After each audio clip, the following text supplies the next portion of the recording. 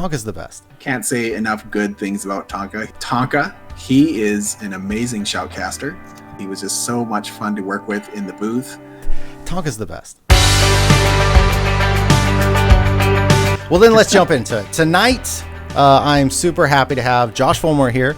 Josh Fulmore is an ex-EME artist, senior artist. He's also a Canadian. He's now a game developer. He's done a lot of side projects throughout his time. 10 years on Terra, news posts, images, videos, screenshots, websites, games, etc.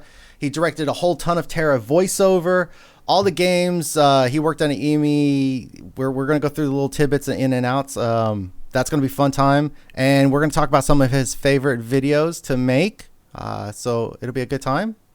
Are you ready? A lot of cool stuff. I'm as ready as the chat is. Early birds, people. Chat, are we ready for this? Did we come prepared? I forgot to mention, I've been saying if you yourself or a friend and family member is interested in getting into the industry and you're an artist, this will be the chat that you want to come and see. Josh Fulmore has worked on a lot of the images and video that we've released. But he reminded me when we were talking through the talking points that he also did a lot of our VO. He managed, worked with outside vendors, some internal stuff. So that I completely forgot about that. So I think he'll be able to speak to that as well. So if you're interested in becoming an artist in the industry, but also working on voiceover, this guy's going to be able to talk to that too as well. So awesome. Doubling up on lots of things. I've done so many things. And being young and new in school, they don't teach you any of these things. So a lot of pain getting to where you're at, or just fun challenges? Not pain, just you miss out on a lot of context, like just things you are completely unaware of about how most of the game industry kind of works. I hope we can get into some of that. But the questions later will address it. Before we do some deep dives, let's start at the beginning. How did you find your way to EME? That would be Aaron LeMay. If anyone doesn't know who Aaron LeMay is, he is a wonderful person who was art director on Halo and I think Halo Reach and a couple other Halo things. With Bungie, then he did Saints Row as well. He was the one who kind of headed up pitching that game and getting that one off the ground, the original. I don't know. He keeps on doing so many different things. I think he's working on a drone game right now, which also looks pretty cool. I can't remember the name of it, but. Yeah. Anyway, he was the one who picked me out of a whole lot of different interviewees, and he really liked the test that I made him. He said, "Can you make one video?" And I made him 3, and he was impressed by that, and that's how I got in. What were the videos? What was your approach? I don't have them anymore. Basically, he said, "Hey, can you make a game trailer for your favorite game? Just pick whatever you're playing right now and put together a trailer for it, like a gameplay trailer." And I said, great. And so I made a really slow, kind of like emotion, story-driven one. I made a fast-paced, action-heavy one, and I made a kind of an in-betweeny one. And I said, did any of these work? And he said, wow, that's a whole lot more than anyone else did. So I was like, oh, great. Phew! Was that a stretch for you at the time, or were you well prepared to make those videos? If well prepared means I had never opened up video editing software before, then yeah, I was super prepared. Awesome. It worked out though. Yeah. Well, so I guess this is a good time to address kind of my history of getting into the industry a little bit. So when I was in high school, I determined, I should be an artist because I like video games and I like the art of video games. That sounds fun. But that was the extent of it. And I took like one art class, and then I decided to go get a full-on art degree, thinking, hey, if I'm a really good artist, then I'll be able to do all that really fancy concept art that you see, for most video games. But just starting out as a concept artist is very difficult. It's a very very, very fast paced job, and you have to kind of know someone to get into that position, and your portfolio has to be like top notch. You have to be pumping out, several pieces a week in order to actually be like a really effective concept artist. Anyway, I didn't know that. I knew none of that. So, my first year of job hunting was unsuccessful. But Aaron LeMay just had this opportunity to just be a general artist. Like there wasn't any real like specific things I had to have, except for just be adaptable, be flexible, take on whatever whatever project comes my way, and just go for it. So he liked that I just went for it, even though I didn't know all that much about video editing, and it worked out. Awesome. So what was it like in the early days of EME? Let's see. EME back then, I would say it was very optimistic, and that's not necessarily a sad thing. I'm saying that more as people thought Terra was going to be a WoW killer. People were going to leave WoW to come to Terra, and so there was like a lot of big like personalities from Microsoft and Activision and like Sony and like a whole bunch of different like super large companies that were all just like, hey guys, we're going to do it. And there was like, we're all pushing super hard to make it be the biggest splash possible to try and make it the WoW killer that we all thought it was going to be. And so the company size then was really big too. I think it was, we were up to almost 60 people at once. At some time, we had a whole bunch of customer service, a whole bunch of writers, a whole bunch of everything. But that didn't turn out the way that we hoped. So the company changed so much over the years after that. At first, the culture at first was still pretty great. There was a lot of communication. People were like friendly with each other. They were just very set on big goals and how to accomplish those things. So what about your team? What were the goals of your teams? What were the goals of your team? Well, if you're talking about the team being me and Aaron, then it was, really big goals. How long was it just you two? A number of years. So we had one guy who Aaron brought on, and he was with us for like I think a year and a little bit. His name was Aaron Brown, and he was basically just helping soak up some of the bandwidth that we were trying to get through, because at that time I was doing 6 videos a month, about 20 screenshots per video. I was doing the websites. I was doing like packaging material stuff. I was doing like news post images, store images, and PowerPoint presentations, and we were getting ready for game shows left and right. It was so much work. I was at the office until 11 p.m. for months, which was not so fun, but after Aaron Brown came in, that helps with the bandwidth. So was it a lot of work, or was it learning how the process worked that made it stressful at the beginning? It was just pure volume, honestly. There was a few efficiencies I learned along the way that made things better and made things a lot faster. One of the things you kind of learn, kind of going from like a green artist to more of a senior artist, is you can actually have conversations with the person who's asking you for something and work the plan into something that's really effective and is lower resources than what they're asking for. Because that's at the time when I was first jumping on, there was a lot of like big names, and there was a lot of big personalities, big goals, and I was trying to just reach that goal as they stated it, as opposed to kind of like negotiating an idea that's just as effective but will be able to be accomplished in a different way. So if you could go back, hindsight being the master of what's best, If you could go back, what would we have done differently at the beginning? Um,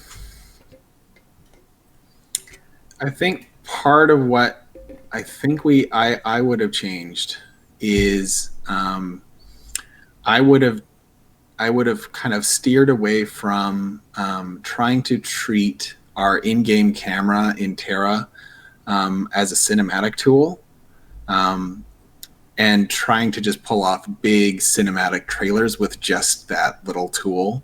Because trying to do high concept cinematic trailers with only in-game animations in group combat is super tricky. It required a lot of coordination that really took a lot of time back in that day. Um, like that sort of thing is better handled by the developer themselves, because they actually have the ability to try and script that whole thing into a scene and then just have it play out. We didn't have that at that point in time. We were just literally coordinating people around the office to all kind of do the same thing at the same time, close together. But that requires so many people and so much time, and it may not have been as worth it as I think it as we thought it was at the time. I remember working on those. I remember a few times. Yeah. Yeah, I remember you were giving us direction, chat. So what was happening is we would get a message throughout the office, and Josh would be asking, "Hey, I need people to come volunteer. I need people for capture." So he would set the time. You know, it'd be like an hour or so. We would do this. We'd all log into our machines, and he would give us direction over voice comms. Okay, I need you all to move up here to do this. The cast spells attack this thing. And a lot of us, you know, we're all gamers and we play Terra. So there's some ego there. It's like, hey, I play a sorcerer, but you put me on a mystic. You know, I don't appreciate this. It's like, just shut up, idiot. You're making a cinematic. You're not. And then you're like, well, I'm casting these spells. Like, well, we need these spells. This is. And it's like, well, I want to wear this. No, like this is the costume that's important for what we're casting. There was all this direction, but we had these egos coming into it because we were players, gamers, and like I've been playing this. And it was always fascinating. There was always one or two people in the group that were just doing their own thing, and some of us were like strict. It was super fun. It was like what's the saying, herding cats. It was like herding cats at times. Yeah, for like larger parties, sometimes it was. I feel like overall, like everyone was super friendly about it. We were all on like a video, like a audio chat, and just having a fun time with it. I think there's a fine line between being kind of like a dictator in those scenarios and being like, everyone line up and do exactly as I say, versus like, okay, well, I mean, behave a little bit like a regular player, because otherwise these videos are going to come off looking real dumb. I remember I always had the problem of blocking other characters. I'd want to get up and get my hits off, but you weren't seeing the damage. But it was like, that was my feedback, right? That's always my feedback in MMOs, seeing the damage that I'm doing. But that's not the goal, and that damage isn't coming through from the camera. So it was always like, you need to be positioned in a way to we're seeing your character and seeing the attack. And that was, I always would forget that. I would run up and be blocking somebody or run through somebody. Yeah, so I had so many conflicting goals going into each one of these captures. One was there was kind of like this overall requirement for every single video that it had no group combat. I have to show a team of people like going through the environment, all, you know, rushing at something together, all kind of working in a coordinated style to take down an enemy. But I think so. Like if you look at the way real players play Terra, it's not like that. No. You know, people are spread out. People are like gathering up trash and just like gathering them in a corner and wailing on them till they're gone, or just running past them because they don't care. And so it was hard to marry together both like real player behavior and what kind of like the marketing team wanted to try and accomplish in these trailers, to try and make it feel as epic and as interesting as possible. Then I had to grab screenshots out of all this footage too. So halfway through the session, I'll be like getting the camera super close in on a character so you can actually get a decent looking screenshot, as opposed to the way a player would normally play Terra with the camera super zoom back and high up in the sky overlooking everything. So yeah, it was super tricky. There was a ton of efficiencies I learned over the years that just made things so much easier. How much of an improvement did you make by the end? Like from the Okay. So I started off doing videos in about a week. Longer videos would be like maybe a week and a half.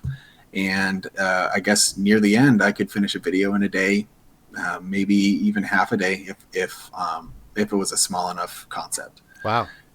Yeah, so big difference, big savings there. Screenshots would be the same thing. I could do a whole batch of screenshots in a day easily.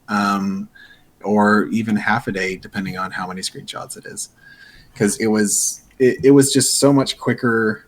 Well, I had more seniority at that, before EME closed down as well, so I was able to basically speak to the marketing tactic and say like, oh well, we can probably grab five decent screenshots out of that piece of content, and then if they're like, well, can we have 25 or 30?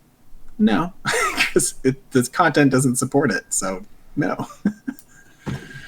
I remember a lot of times I would come to you, and through my own adventure becoming a product manager and trying to learn, what I should be expecting from a team, how much time I should put on them.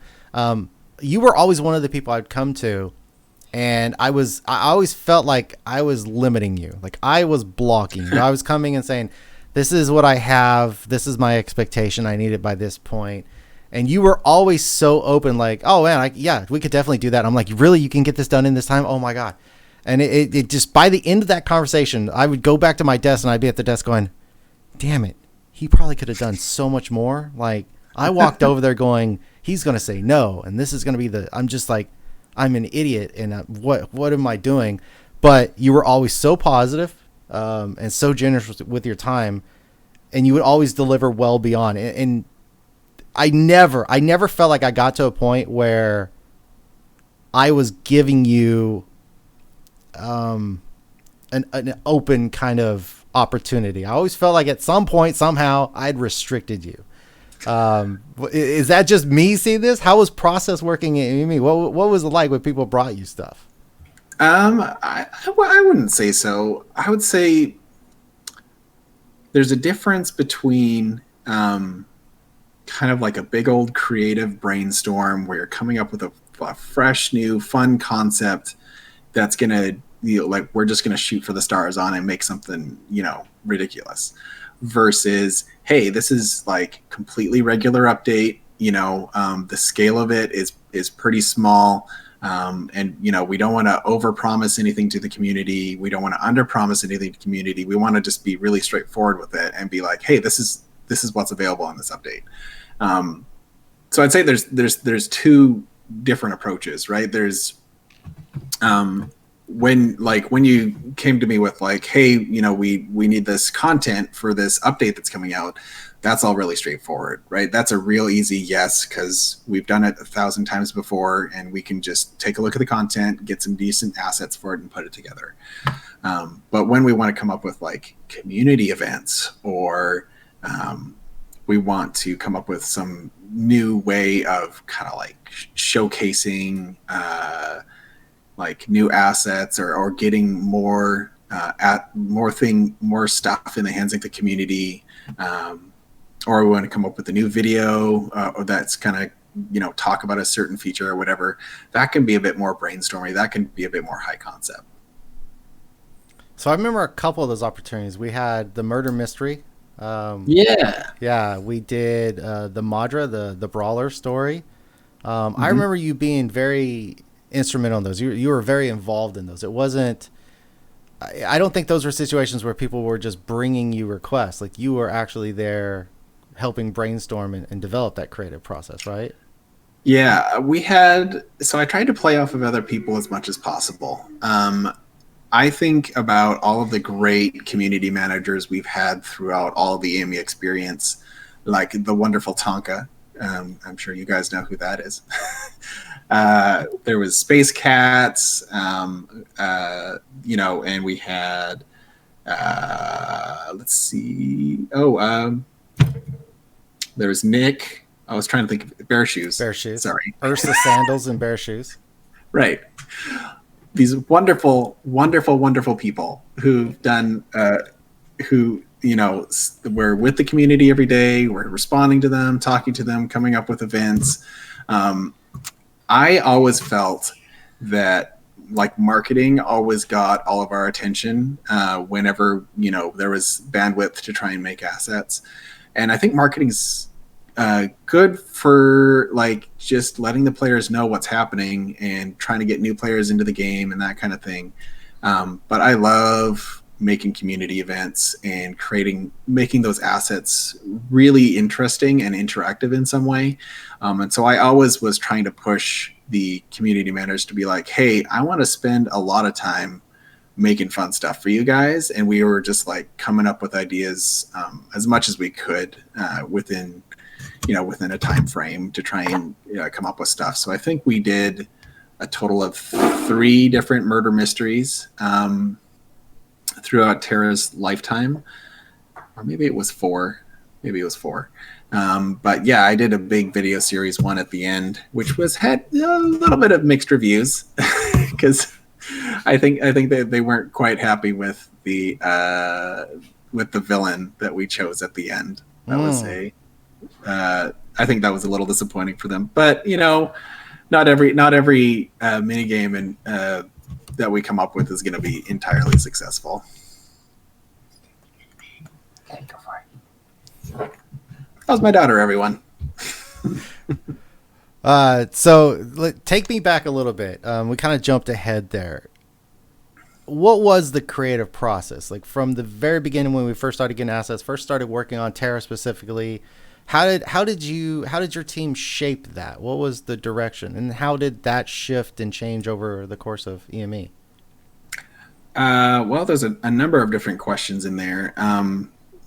Process-wise, so the way En Masse generally worked is product managers, such as yourself, Keaton, would get basically notes from the developer that said, hey, this is what's going to be in the upcoming build.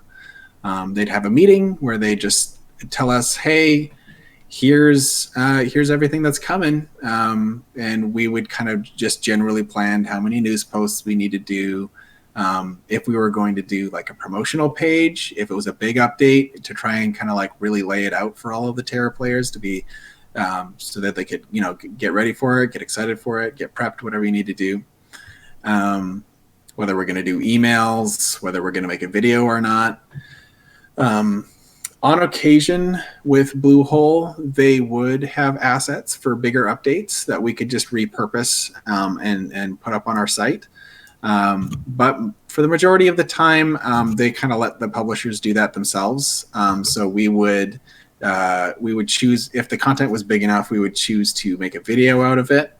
If the content was smaller, then we would just do maybe a few screenshots. But basically, I would after that meeting, once I kind of had a task in my hand to take care of news posts or videos or screenshots, I would basically jump in the game, and I would hop into, if it was a new dungeon, I would hop into that new dungeon. I would take the in-game camera, and we had some special commands back in the day to basically allow us to move the camera off of the character and fly around the world.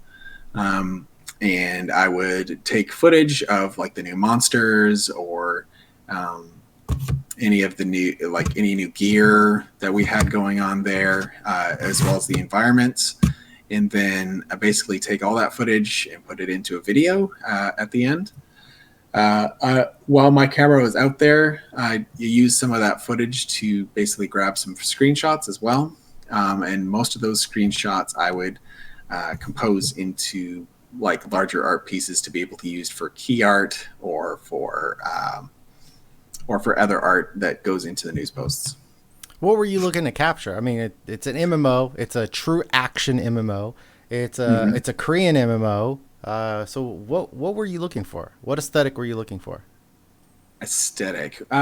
So generally, what I try to do whenever I'm in there, I'm looking for the most unique thing about the content. So whether that is the big new environments that are in the dungeon, whether that is the new looking boss monster they have in there, or if there's different mobs that have a particular style that seem appropriate to that update, then I try to grab as much of that stuff as possible so that players who are interested in Terra, who maybe are playing or were playing but haven't seen new content, and would get in if they saw the new content. I want to put that kind of like in front of their faces so they can be like, oh yeah, like that stuff looks pretty cool. I'll go check it out, and then they can jump in the game. So there was a lot of directed work. Hey, we have this content. We need to promote this. This is what we're going to do, both internally and from our PR vendors that we would work with. But you did have some opportunities there on the side to see your own visions through sushi cat type stuff. Yeah. What was that? Like, what was it where like did you just have a creative need to do something so you went looking for it, or was it something that would just pop out? You're like, oh my God, I need to do a thing. So how all of that stuff started was Bluehole. Whenever they would make new content for the game, I was always surprised, and I never knew exactly what to expect by it. And case in point, Sushi Cat was kind of like top of the list, where like we get this duckbill thing that came in. I'm like, wow, that's pretty crazy looking. And then there's this ostrich mount coming in. I'm like, oh boy, so you guys are going for a lot more than high fantasy, huh? Then they just kept on throwing stuff at me. I'm like, all right, well, I think the promotional material should match this level of trying to one up the craziness, and so when the Sushi Cat came along, I'm like, all right, let's these cats are super weird, so I'm just gonna let that dictate how the trailer goes. And so that personality, or that theme kept me going for a little while, because whenever we got something particularly wild, it was a great opportunity to put something together like that. Let's get into some of the technical things. Yeah. File size, assets, file types, tools that you used, application software. We already kind of talked about the camera tool. All those little details, like what are the technical details of what you worked on? Yeah, so Terra is built on Unreal 3. I think with the 64-bit update, they've included some Unreal 4 tech in there in order for that to happen. But basically, with any Unreal game, they allow developers to basically cook a build of the game where you can access the console. The console basically allows you to do things like turn off static meshes or skeletal meshes or particle effects or any background assets, so you can just isolate the character and just see that by itself. So I did a lot of that to help me compose the things. I also just grabbed particle effects by themselves, so I could also compose images really fast using all Terra assets. It was a lot easier to build key art that way as well, because you could control exactly how the background and characters were looking without it being inauthentic, because that was still all very much Terra assets. They were just composed in a way that may not be, you wouldn't naturally run into that scenario in the game. Let's see. I use most of the Adobe suite for the majority of any of the stuff I needed to do with En Masse. So that was, of course, After Effects and Premiere for any video work, Photoshop, and not Illustrator sometimes for like icons and web stuff. Let's take a look. Let's take a look at one of these. Taking a little peek. Yeah. One of these amazing pieces that you worked on. Oh, great. Habit. For no one's vision. Then the god That's some of the immersion breaking get it. content. The cars. We kill this, bro? Sure did, bro. I love you, bro. That's some Tonka right there, and Nick, I believe. Or was it just Tonka? It was Tonka, and I don't think it was Nick at that time. Nick came in a little later once I learned he wanted to be a voiceover artist. Mommy, is that you? Get it. No! Officer Bobby, bring the... Officer Bobby? Welcome, mortals. Who threw that? Hey, you want to hear a joke? Sure.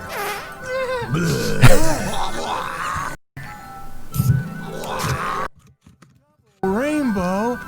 What does it mean? Aww, so cute. I could just eat you up. Worth it. Oh man. Yeah, so the majority of these Vines I made back in the Tonka days, because that's when Vine was really a thing. And it was actually pretty difficult to, like, when we just first started, to figure out how to make a Vine and upload it to Vine, because you had to do everything through your phone. So yeah, that was a little challenging when we first started. But that was the time when marketing said, community was interested in getting on more channels than just Twitter and Facebook. And so they're like, hey, can we do something for Vine? And marketing said, hey, can we put up some advertising? And I said, I don't think that's what Vine's for, but I'll make this weird stuff. And it actually went really well. Yeah. Yeah, I love it. I love those little creative moments you have. We've shared it before on the stream. And there were a couple of things I remember, at least one in particular, where it was a little controversial. Nobody was really sure. Like, I remember every time somebody would see some of your work, they're like, this is the greatest thing I've ever seen. But then it was like, I don't know. Should we? The one I'm thinking about is the one for Terra Console that Matt shut down. Oh, that's right. Oh, Denome. He was the only one who was just so uncomfortable with that. Yeah. That was it's in the TV one, I think, if you have that one. Oh no! Are you having trouble toilet training your papori? Get the Fulug! Light as a feather and easy to install! Yeah, that's the Fulug. Yeah. And that was... It was at a time when we were getting really, really big into promoting the Terra Console. It was finally getting released. We wanted to talk about it. There was a lot of pressure because Craft on Bluehole, like, it took so long to get that development going, to get console to come out. So he was looking at it very, very high level professional. Like, these have to be, like, everybody's seeing this globally. Yeah. Well, so Matt appreciated what I was doing, and he knew that it was something that that a certain portion of our audience at that time was into. But he said, just the timing of this is not good.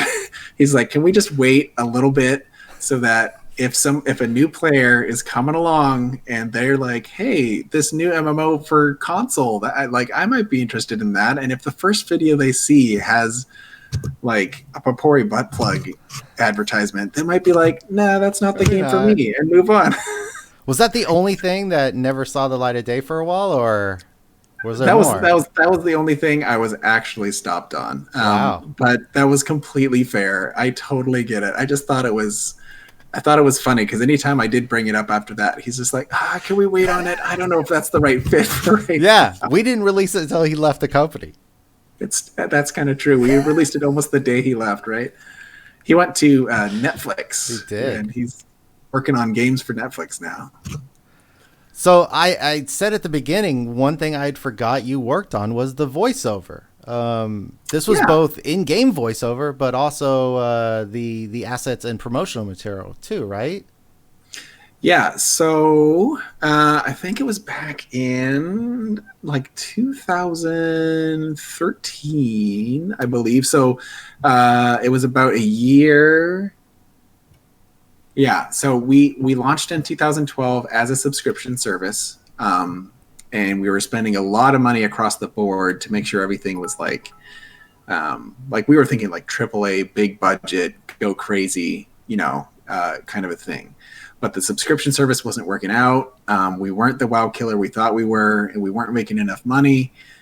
So we decided, hey, let's go free to play, because Terra might be more appropriate for that sort of a market. So they went free to play. They were looking to cut costs in certain areas so that the game service could still run at a good high quality, could keep the servers up and everything like that. So part of those cutting costs is at the time we were using a really expensive studio to do all of the voiceover work for Terra. And so somebody asked me, hey, do you know of it, how basically to handle voiceover? And I said, well, I can look into it. And so because this is the job. It's just, hey, if there's a need, just look into it and see if you can do it. And if you can do it, great, go for it. Or if you need help, then ask for help, which is great, because that's definitely something I learned as my skill set. It's just tackling new things without knowing exactly what I'm doing at first. Anyways, so I did a little research, and as it turns out, hiring a huge, a big studio to do a ton of voiceover is super expensive, almost for no reason. The quality isn't that much better that it matters too much. The majority of voiceover companies that exist out there right now all work remotely. So there's a manager that basically helps coordinate people who want something and connecting them with an actor who has a home studio with a professional mic, with a professional sounding booth and everything. And you just basically do a Skype call and jump into a script, and they'll run it through with them, and then run it through a number of different times, run over lines, and then they'll send you the recording, and then you can kind of put that together. Was it a success right off the bat? Just easy? Yeah. Well, the thing is, the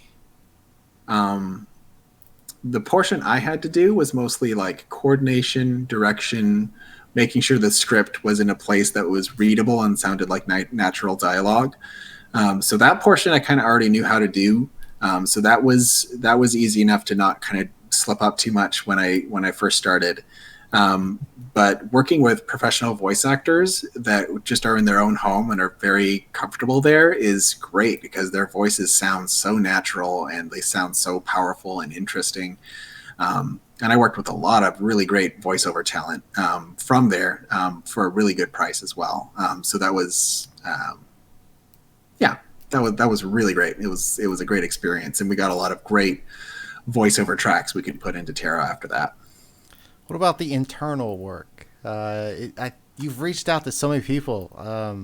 JD Weicker did some of the VO. Nick, Tonka, Sophia did some stuff. How many people at EMO did you tap? Okay, so yes, I'm glad you brought that up. There are so many people in the office who had such great voices that it was so much fun to make stuff with them. You already mentioned the majority of the people we work with. Tonka, he is an amazing shoutcaster. Can't say enough good things about Tonka. He was just so much fun to work with in the booth. He's had such a natural way of speaking, and it's so eloquent. I'm sure. Is Tonka in the chat right now? Is he getting a big ego? I'm gonna have to shut that down. Nobody likes Tonka. Nobody. He's gonna edit this later. Just cut this bit out. This is all. It's all it's gonna be. He's gonna start it off with Tonka's the best. Yeah. So who else? What? Anyway, so yeah. I started most of my internal voiceover stuff with Tonka, because at that point we were doing a lot of PvP tournaments. We were doing a number of videos for ZMR at the time. Still one of my favorite games that En Masse has ever published, even though it was so janky, but it was amazing. let's see. After that, Deneen, one of our writers, she did a number of different voices for us. And yes, Tonka is on chat. Best Tonka NA, is that that is Tonka, yeah. Gog and Magog. Yeah, that's a great little Oh, and Commander's in here. Come on. CMR was fun. I like CMR. I know a lot of people didn't like it, but it was fun. It was great. Gog and Magog. That was from one of the ZMR update trailers we made, and Tonka kept tripping up Gog and Magog, and he's just like, this sounds so stupid, and so we just said it as loud and as proud as possible, and it was great. Anyway. Yeah, it's a dead game, but it was fun. I liked it. I want more. Alrighty, so where was I? Tonka, voiceover, fantastic. Keaton, I actually got you to do a few things over the days. I think you were in one of those vines as well that we just watched. Yeah, you were the guy who wouldn't let somebody join the guild. You said no. Yeah.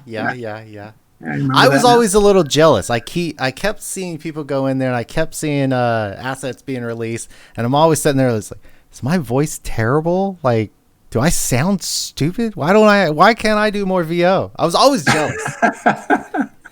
I'd always see all this stuff with Nick, and like Sophia started getting involved. I was just like, oh. You could have done more if you wanted. See, this is the thing. If I noticed that somebody enjoyed it, that makes a good voice. Funny enough, like you can direct someone to be a great voiceover artist if they're interested. If they're like nervous and they're like, I don't really want to do this, and like, but I feel like I have to, then your voice like naturally recedes, and you're like you're closed up, and you can never really kind of get there. But people who like are interested, that you can get them there pretty fast. Speaking of, Nick Bear Shoes has a lot of interest in voiceover work, and he shared this with me as I kind of like conscripted him to do. I think it was just some random marketing video as just like a narrator at first, because I heard him like walk by me in the office, and he was speaking to a friend, and I'm like, boy, that guy has like a radio voice. That's fantastic. So I'm like, well, maybe I'll just like, coax him into the booth. And sure enough, like he was just like, oh yeah, I've actually been interested in that professionally. I was like, oh, well, let's get started then. So that's why I used Nick a number of different times. And Sophia, that was just a real easy, an easy yes. I mean, she is so bubbly and happy, and she has so much positive like optimism and energy that she brings to any of the takes. It's just a real pleasure to work with, because you hit that tone and voice you want instantly. You don't have to work up to it. You don't have to have her try and like fake being happy or interested in something. You hear it right away. So that was a nice little surprise, because you don't always anticipate amazing voiceover artists just being all around you. What was the difference between doing the VO for the in-game, where you've got the copy that we need to do, who the characters are, but they're all based out of the game, versus grabbing something in the office? Did you create the character based off their range, or were you picking people based off of a character's need? Usually it's a character's need. With in-game stuff, you already have a character that's created, and you also have a Korean voiceover that you're sort of going to be matching based on what the visuals look like. So usually I could tell if Nick was in the right range for a voice, or if somebody internally was. In a lot of cases, I think it was for one of our latest big updates, when the whole north area updated. I can't remember what that update was called now. A bunch of zones. Exodor, yeah, that whole area. There was a ton of voiceover needed for all of that. So I grabbed the company that I usually used and just had a bunch of people I knew would fit those parts really well, and a few internal people as well to try and fill in a few parts. But yeah, that was a fun experience. That whole process took about 2.5 weeks to complete because of all the scheduled actors and composing all the different bits, because for any one character in the game, there's like 40 lines you have to record, and that's 40 files, and then you have to make 4 versions of those 40 files. So it adds up over time. And that was all done internally, like you did. Oh, yeah. You got the voice recorded, and then we processed it, and eventually we handed it back to Bluehole so they'd put it in the game. Yep. Interesting. Yep. What other roles did you have? So I knew that you did asset creation. I forgot about VO. One other thing I remember you did is, for a while there, we were getting a little frustrated with our Jira. So you became a Jira admin. You and I had a lot of conversations about that. I learned so much from you about Jira. Well, that was another one of those cases where, like, En Masse doesn't limit what you can do, because nobody's there telling you no. You could just be like, "Hey, there's a need. I'm filling it," and they're great. Like, somebody needs to. At that time, we were on Trello as a company of 40 people. Which was absolutely insane to me, because at that time, and I think probably still a little bit, Trello, like you like, if you create a task, that's just your task. Nobody else can see that task unless they go to your board looking to see what you're doing. And that's just not scalable, and it's not sustainable for 40 people to try and coordinate together. And it's extremely frustrating. And I was trying my best at that time to alleviate the product manager's level of work and project management they had to do from day to day, because they had so many other responsibilities going on that, like, dealing with the Trello nightmare was just unsustainable. And so I talked to Tyler, actually, back in the day, and he said, "Well, why don't we just move to Jira? We're already paying for it." And I said, "What? We have Jira?" Yeah, as the QA department uses Jira. They don't use Trello. That's silly. And so I said, "Oh, well, let's just all move to Jira, because that actually supports everything we need to do." And then I had to figure out how to use Jira. So I did, and then worked super hard to make that happen all around the company. Yeah, that was amazing. I still don't think we got Jira where we needed it to be, but integrating Confluence later on, like, that was such an improvement. I was getting so frustrated with Trello. Yeah, there's a number of efficiencies that could have been made. I think we were at kind of like stage 1 or 2, which is move people to a place where they're comfortable with Jira and they're comfortable with entering a task, submitting a task, clearing a task. And we were kind of using a waterfall approach where it was like, any task that comes in, just get it done and, like, move it down the progression of statuses. And it worked fine for what it was, and so we didn't really kind of move on from there. But if we really wanted to get crazy, we could have done a Scrum, or we could have done something fancy.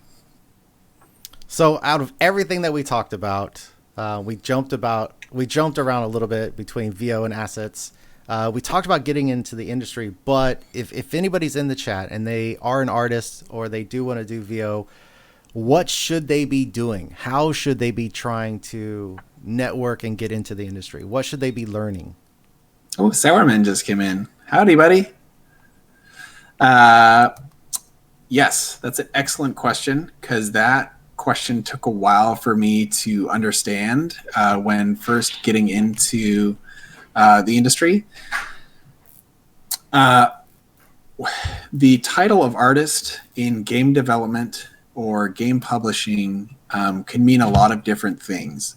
So really kind of like identify what you enjoy doing and kind of work towards that. So if you really want to be a concept artist, then like do a solid hour of concept art every single day. Like no matter what, even when you get a job, just keep doing an hour every day. Like it's you're training your brain, you're training your hand. And there's no way around just getting that hour of practice every day. Because otherwise you're just not going to be able to compete with all of the other concept artists out there. Because it's illustration, and it just needs to be done fast, and you need to iterate like crazy. If you want to do like 3D modeling, or if you want to actually do like development type of work, I would like open up Unity, open up Unreal. Everything is free for personal use on both of those things, and just get into it and start making something. Make something small. Don't get ambitious. Don't make a big old RPG.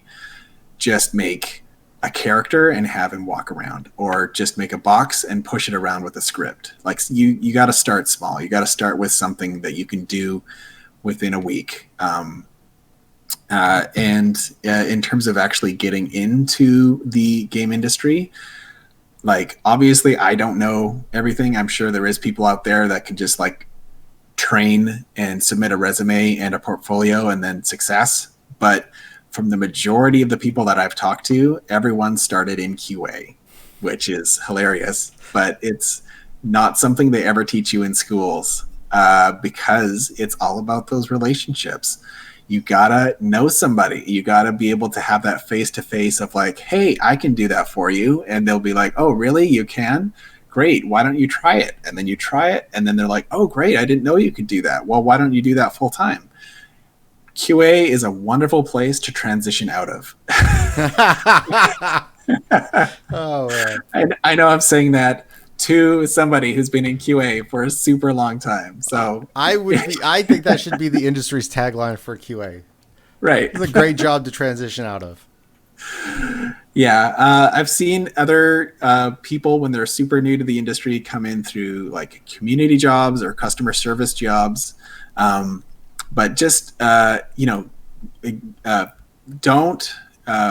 be afraid to grab an entry-level position in something that's not ideally what you want, because you need to get those face-to-faces with people. You need to be able to have like that 1 to 2 years experience sitting on your resume if you're like wanting to do a bit of career climbing or whatever, because it just helps to have context. And once you have that context and you're in an interview, people will immediately be able to tell whether you've actually done the work or not. Another important thing for artists is portfolio. Only show the things in your portfolio that are appropriate to the position that you're actually looking for. So if you want to be a 3D modeler, have a portfolio that just shows 3D models and shows your best ones. Don't show your work in progress stuff. That was my mistake. I showed a lot of work in progress stuff. Never do that. Just show your finished stuff, and then you'll be a lot more successful in it. I guess the other thing is just don't be intimidated. There's so many artists out there that just do amazing, fantastic, like mind-bogglingly good work. Like if you look at anything on any of the concept art pages or forums out there, it's all super intimidating. These guys are just so pro, and they completely knock your socks off with how good their art is. But the reality is with those guys, it's like they just do an hour every day and they just keep going at it. And like they have had opportunities where they, whether with a company or not, they gain a skill and they just learn to do it really well. So just take it one step at a time. Finish something, move on. Finish something, move on. And just take every challenge that you can, and keep it small. Keep every idea as small as you can, because otherwise you're going to spend months developing something you'll never finish. I speak from experience. I think that's a lot of great advice. This is a time of reflection. EME is still around for a little bit longer, but we're wrapping some things up, and a lot of the people aren't there anymore. You haven't been there for a couple of weeks. I've missed you greatly. Are you still in a phase where you're processing and you're looking at there are some things at EME that are left undone, you wish you still had more time, or are you now focused on what you're doing next? Well, I think it took about a week to 2 weeks before I kind of let go of the kind of like tasks and bigger goals that I had at En Masse. And I think part of the reason I could move on so fast is that it's like like the company dissolved. It's not like it was still there, or it's not like I could kind of like go back and try something different. Because like even like even trying to follow the people that I worked with, like they're all kind of spreading out and going to different companies and stuff like that. So it's sorry, that was kind of a weird way of saying it. Yeah, I'm really focused a lot on the job that I have right now, just because I'm onboarding with Big Box VR. They are doing Population One, which is a battle royale shooter for Oculus VR. So I'm there's a lot of things for me to learn there, and I'm kind of helping out with their UI and UX stuff on that. So I'm kind of my brain is fully shifted and focused on that. Is that a big transition, or are you taking a lot of the skills that you built over 10 years at EME? Actually, funny enough, I have found so many times where I reference Terra, or I reference some of the live service stuff that we were doing with Terra with these new guys, because they are starting a live service project for this battle royale shooter, and they're making all sorts of plans, and I'm part of those discussions, and it like Terra comes up all the time. I think about at least once a day I'll bring up Terra in in relation to live service stuff, whether it was a successful thing we did or not so successful, or like, hey, we spent a lot of time on that but it didn't really have much effect, but we tried this and it was more effective, and then like, oh, okay, and then they kind of move on pretty quickly. So it's super helpful to actually have had that experience going into VR. Awesome. Chat, we've been going at this for about an hour. We've talked about several things, Terra-related, industry-related, assets, and VO. Does anybody have any questions before we wrap this up and send Josh to bed? Oh, I should mention VO too. I forgot to mention how to get into VO. Let's back up a little bit, yeah. Yeah, VO is crazy competitive because it's not like there's a lot of very different voiceover artists. Best advice I would say is like get connected with a number of different companies online, and just make yourself available. Get a good mic. If you don't have a good studio, then jump into a small closet with lots of clothes, and that should be good enough. And just schedule get some sessions scheduled. It'll be slow at first, but the build-up will happen if you are dedicated and you're available as much as possible. Sarmonen says, what's your favorite thing you've done in your work? Are we been exclusive to Terra, EME, or his work overall? Or do you want to just tackle all three? I mean, Sushi Cat was pretty great, and the amount of momentum I got off of that one was pretty awesome. I think the Claw and Order series was one of the most fun things that I worked on. It was not overall successful, and I think there's a number of reasons for that. But I think I learned a lot from it, and it was really fun to really do something that no one was asking for, and at least internally. But it was like just something new. Something like it was kind of like my own little story I could write. How did that come to be? It was, I think, Scott James Magner and I actually brainstormed quite a bit on that one. Community manager was Space Cats. At the time we first came up with the idea, I was saying like, hey, Space Cats, we gotta go big on a murder mystery. We gotta like really put a ton of production time into it just to see what the community is gonna do with it. Because like I firmly believe that it would be like really effective, and we could do more and more of this if the community really enjoyed it.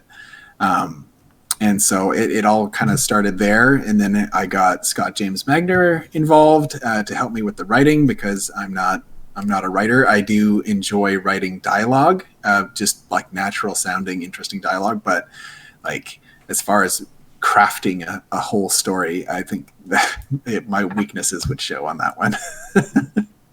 That one took a while to get going.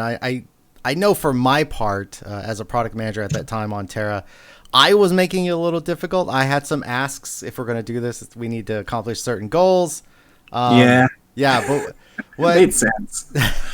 It's one of those things where, you know, you come up with a great idea, and I think we all saw it as something great. I know we all wanted to do it, but it was, you know, it was one of those struggles of getting all the stakeholders on board, and getting it all through the hoops. Well, I mean, that was so part of the weaknesses of that particular idea were just what you mentioned. There was no real goal with it. We originally, that whole project was pitched a year before it was actually made. And it was pitched to Bluehole because we were like, hey guys, we want to actually get this in game. We want to do a full-on murder mystery event. We want it to be just like crazy fun, and you can get rewards out of it, and this whole fun thing. And we're like, hey, if the system that you guys build works, then we can repeat it just by changing out content and characters and whatever. But at that time, like Bluehole was already strapped for time, and they were just like, you know, it was hard to get out content fast enough. And so they said, no, we really can't support that kind of a thing. And so we were like, well, can we do like a half and half version where like we get just a little bit of something in game, maybe like a few hints or like a few characters just standing by a building, you know, that kind of thing. And like it was, and anyway, the whole process just didn't really pan out. So we're like, okay, let's go with plan B and just do a purely on YouTube version of it. And like, you know, I think if it as a standalone, it was fine. But I don't think it was for the community at that time in Terra. There wasn't enough to connect them to why they would want to watch these videos, why they would want to engage in the murder mystery, because it wasn't related to content. It wasn't really related to Terra specifically, besides using Terra characters. So I think that was kind of like a weakness of it. I think I didn't change up the format enough between episodes, because I noticed the viewership went down between episodes. There's more at the beginning, and then it kind of went down as every episode kind of came out. So I think part of it is like I didn't change it up enough. Like the story didn't have enough kind of like strong right turns or strong left turns to really kind of keep people engaged for long enough. But the process was just was very interesting to me, because it was voiceover work, using all the skills I had for building news post assets and building video assets. So it was combining everything together into one big production piece. I wish we had done more with that. I know internally, there was always a desire to do more. Like we did the battleground events. That was a lot of overhead, and that took a lot of work. Tonka carried the team on that one. You, Scott James, Sophia was working with JD Weicker, another writer, towards the end there, to do puzzles and release puzzles in game. But there were always ideas being pitched. Like I remember talking to you, and there was always a pitch of, can we put stuff in metadata for players to figure out? Did we ever execute on any of that for the metadata stuff?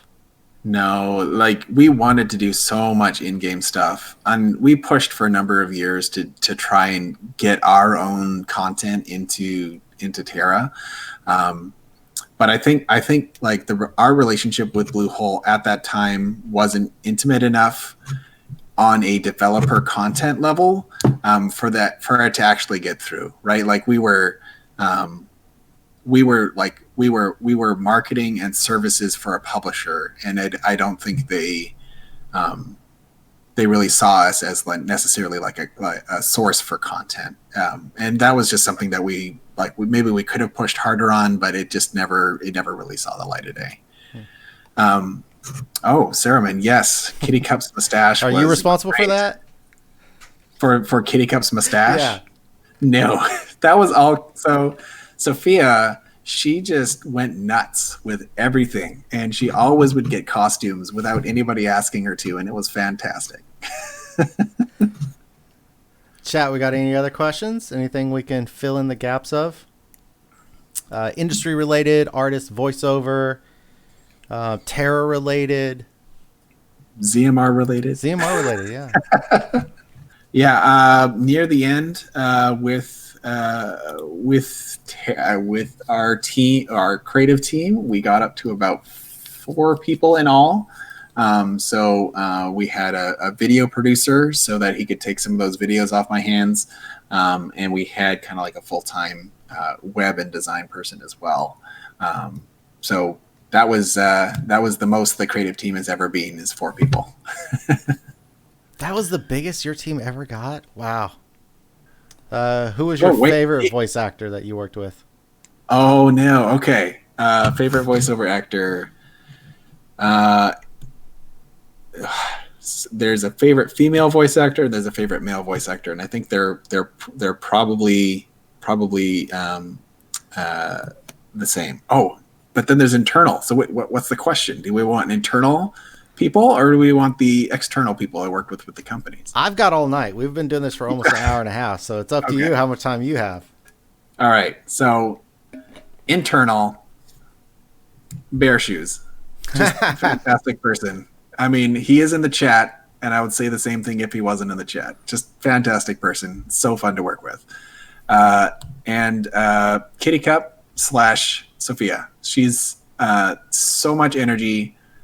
Like, it's a riot every time you're in the booth, and it's just so much fun. So getting those ones out right out of the bat, because I mean, I would work with him again in a heartbeat any day. Yes, he does. He has the best voice. Totally agree. We did a couple of videos for Nautic for closers with Sophia. Patch updates. The first one I sent over, I don't even think it was the final. I think it was like just the first version of it. Yeah. I sent it over to them through probably Teams or Slack. And my contact over there immediately came back with, do more of those. She is amazing. That's the unique thing about Sophia's voice. Whether she means to or not, she can hit that kind of like anime, not fangirl. What's the word I'm looking for? Like kawaii, sort of like over the top, like young girl voice without meaning to.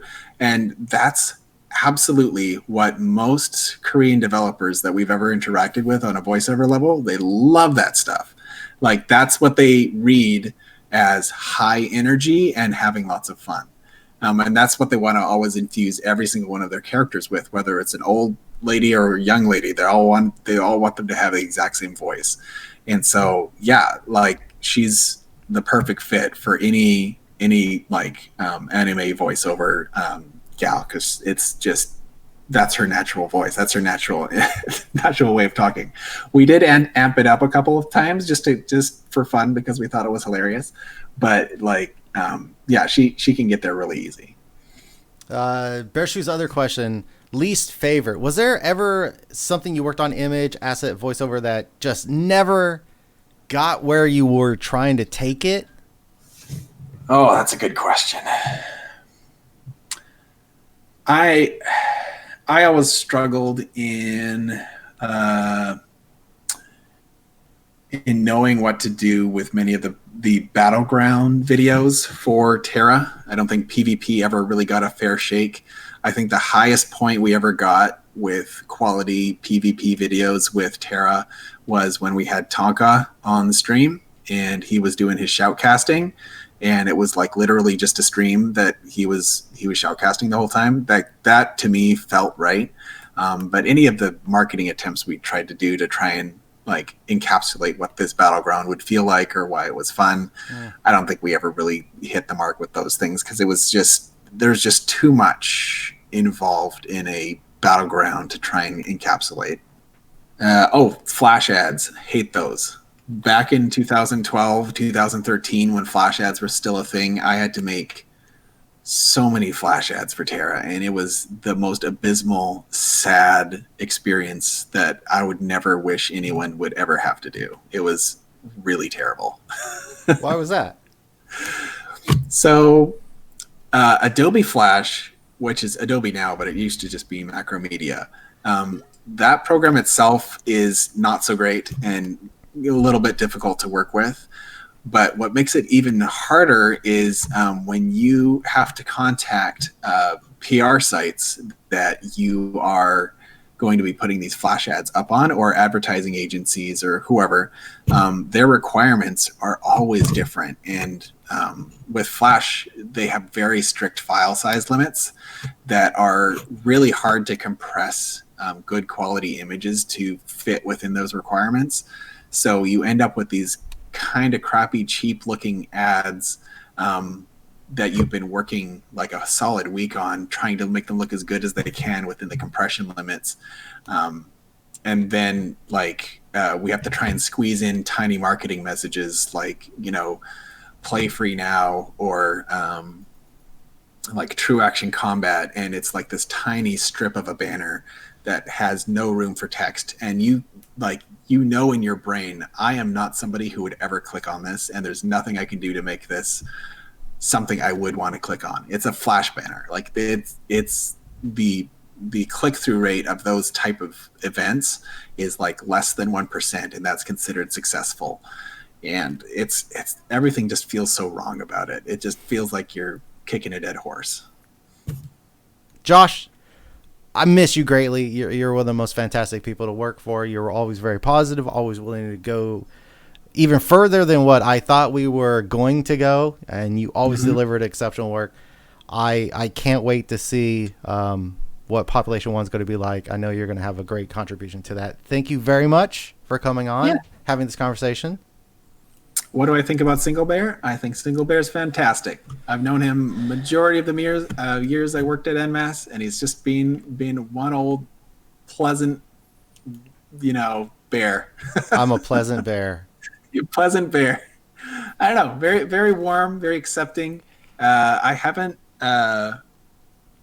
He can be guffy, right? I mean, like he can be a little grumpy from time to time, but he never takes it out on people. He's very accepting and just a warm person to be around. I'm blushing a little bit. I'm blushing. I know he's exaggerating. No. I've known you for how many years now? Like you were you there when I first started? I can't remember. I think you were there I don't remember. I was there for 10 years. I started January 1st-ish, 2011. Oh, okay. Okay. So I did come in a couple months after you then. Yeah. I think it was after you, because I was August 2011, I think. Yeah. Quite a while. We have a long history. It's been a super long time. My wife watched What Not to Wear, and they were done with their seasons, and they're like, "Oh, it's been 10 years." Like, wow, what a crazy history you've had. I'm like, 10 years? Oh, I guess if that's a long time, oops. But I enjoyed my time at En Masse. I thought it was great. Thank you very much. Chat, thank you very much.